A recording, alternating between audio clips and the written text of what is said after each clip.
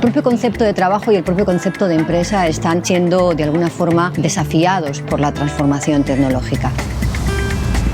Pero quizá lo más importante es que lo que hace la transformación digital es que nos exige tener competencias digitales. Cuando miramos más en concreto a España, el 47% de nuestra población no tiene ni siquiera competencias digitales básicas.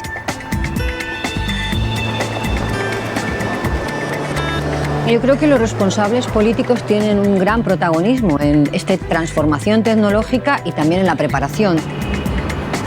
El teletrabajo, la utilización de la tecnología para prácticamente todos los puestos de trabajo han venido para quedarse.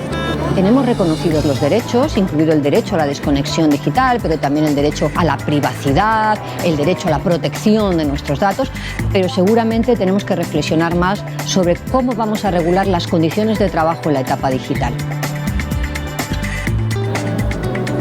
La economía de plataforma tiene dos características que me gustaría señalar. La primera es que todavía no hay una parte importante de la población trabajadora europea y tampoco de nuestro país, de España, trabajando en la economía de plataforma. Pero por otra parte, la economía de plataforma tiene una potencia de cuestionar qué es una empresa y qué es un trabajador. No utilizamos esa mirada de la perspectiva de género en el trabajo en la economía de plataforma. Yo creo que hay que integrarla. Primero porque hay plataformas donde hay un trabajo mayoritario de mujeres, las plataformas de cuidado. En segundo lugar, porque la plataforma digital es a veces preferida por las mujeres para trabajar frente a los varones, porque de alguna manera las mujeres creen que trabajando mediante plataforma digital tienen más libertad y por lo tanto tienen más posibilidad de conciliar su vida profesional con su vida familiar. Cuando se hace la evaluación de riesgos laborales en la plataforma digital, hay que tener en cuenta esta perspectiva de género.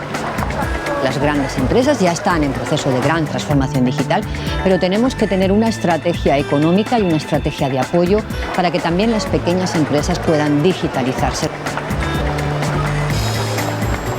Sí empieza a haber un consenso sobre cuáles puestos de trabajo y cuáles serán las tareas que se automaticen.